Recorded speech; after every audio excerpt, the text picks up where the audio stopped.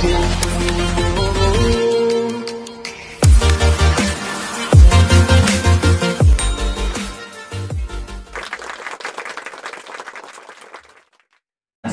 sore menjelang petang, kita kembali lagi bersama kami di Beyond Education Podcast, dan dimana di sini kita selalu sharing berbagai macam hal terkait motivating, coaching dan parenting.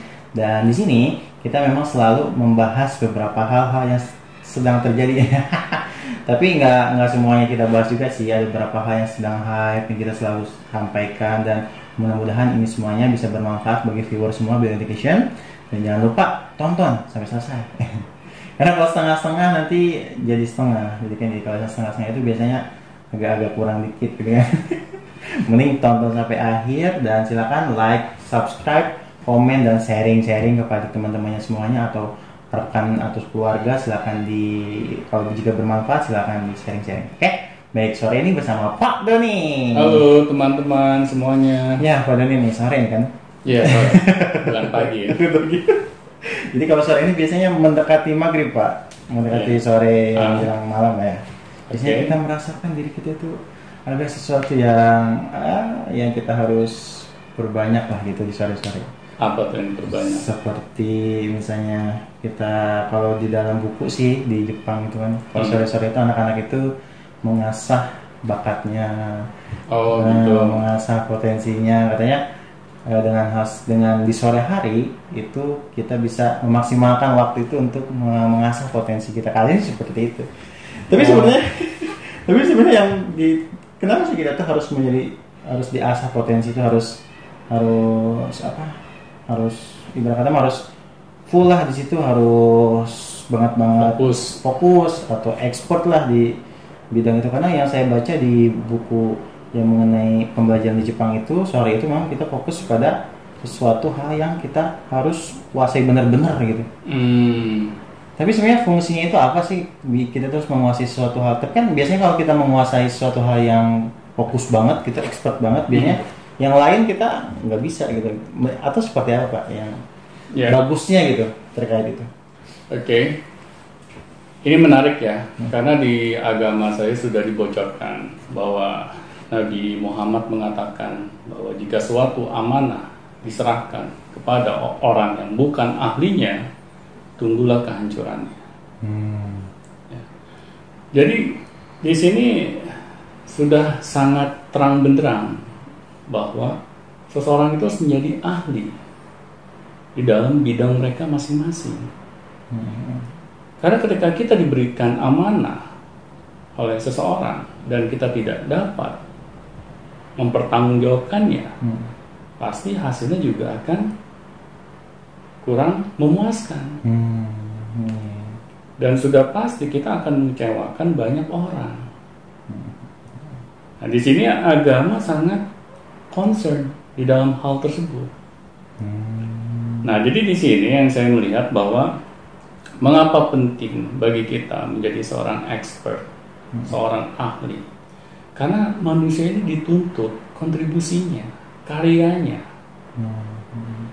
Karena sampai di agama sangat dituntut gitu, kita harus menjadi orang yang bermanfaat bagi sesama. Bagaimana kita bisa menjadi orang yang bermanfaat kalau kita tidak ahli di dalam bidang kita? Nah, di sini kan kita harus introspeksi diri. Kalau kita ingin menjadi orang yang expert, orang yang ahli, ya kita harus mulai dari saat ini. Iya sih, itu juga di masa-masa sekolah sih, Pak, yang ceritain di buku itu. Ya, itu benar. Karena kenapa di masa sekolah? Saat itulah tumbuh kembang seorang anak manusia. Itu sangat pesat. Yang tadinya nggak tahu, tahu. Karena ada beberapa keahlian itu yang harus diasah sejak usia sedini mungkin. Contohnya, Agung kenal seorang Lionel Messi. Teman saya. Teman saya main bola di kampung ya. Di PS. Bayangkan seorang Lionel Messi, dia mulai start bermain bola sejak usia 5 tahun. Udah kelihatan dari kecil. Iya. Makanya nggak heran gitu kalau Lionel Messi saat ini bisa menjadi seorang pemain sepak bola terbaik di dunia yang mulainya saja sejak usia 5 tahun dan dia sudah menunjukkan talentanya. Dan ya alhamdulillahnya dia direkrut sama sebuah klub yang luar biasa seperti Barcelona, yang akhirnya dengan potensi yang Lionel Messi miliki berada di tempat yang tepat, yaitu sebuah klub profesional sekelas Barcelona. Nah, di sini akhirnya setiap orang tua itu harus menyadari bahwa setiap anak-anak mereka itu kalau tidak dimulai, dicari tahu apa yang menjadi potensi yang mereka miliki, ini akan menjadi sulit ketika usia anak-anak tersebut semakin dewasa dan sulit untuk menjadi expert ya. Iya. Karena kan seseorang bisa menjadi seorang expert, menjadi seorang ahli itu kan butuh proses. Iya. Nggak bisa simsalabim. Iya, nggak bisa simsalabim. Nggak bisa dengan waktu satu malam anak kita berubah menjadi expert. Tapi begini Pak, dikatakan ketika ingin menjadi seorang expert itu jangan heran katanya dalam suatu kutipan profesor. Ini ketika kita expert dalam suatu bidang, jangan heran kita itu ada sebuah bidang yang tidak kita kuasai. Tidak masalah. Iya, itu yang agung menarik di situ Pak. Jadi ketika kita main bola, pasti kita tuh nggak bisa kimia fisika itu nggak bisa gitu. Kan di dalam kehidupan ini kita dibatasi oleh waktu ya. Bisa nggak dengan waktu yang sangat terbatas ini, yang sangat singkat kehidupan di dunia, kita bisa expert di semua bidang? Nah, memungkinkan nggak kalau menurut aku? Ya, kayaknya sih bisa Pak. Bagaimana? Coba, saya pengen tahu. Maksudnya dalam imajinasi aja. Hanya di imajinasi kan, khayalan kan. Iya, jadi memang expertise itu bisa ya kalau satu ya sudah satu fokus gitu ya. Iya. Bayangkan sebuah tim sepak bola, jumlahnya berapa orang dalam satu tim? 11 orang. 11 orang. Posisinya apakah semuanya back? Enggak lah. Semuanya back, siapa nyerang? Ada penyerang, ada gelandang tengah, ya. Gelandang tengah juga dibagi lagi, ada sayap kanan, sayap kiri. Back juga dibagi lagi, ada back kanan, back kiri, ya. Ada back tengah, ada kiper. Mereka ini kan punya fungsinya masing-masing yang berbeda kan. Mungkin nggak seorang striker tiba-tiba beralih fungsi jadi back pindah ke striker. Roberto Carlos Pak. Hah? Roberto Carlos. Ya tapi dia fokusnya hanya back. Iya sih. Tugas untuk mencetak gol itu tugasnya striker, dia hanya membantu. Iya benar. Nah di sini kan bayangkan sebuah tim sepak bola aja yang jumlah anggotanya hanya 11 orang memiliki fungsi yang berbeda, dan mereka harus expert di fungsinya mereka masing-masing. Iya, di wilayah mereka masing-masing. Iya. Ya. Seorang striker ya tugasnya mencetak gol, gelandang tengah membantu striker, back tugasnya menjaga pertahanan, ya kiper jangan ditanya lagi, tugasnya bukan mencetak gol gitu kan.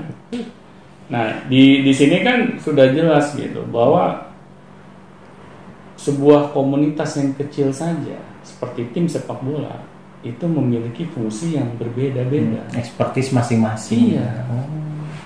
Iya, tapi kayak yang tadi Lionel Messi misalnya Pak, dia kan dari kecil ya untungnya gitu kan direkrut oleh Barcelona.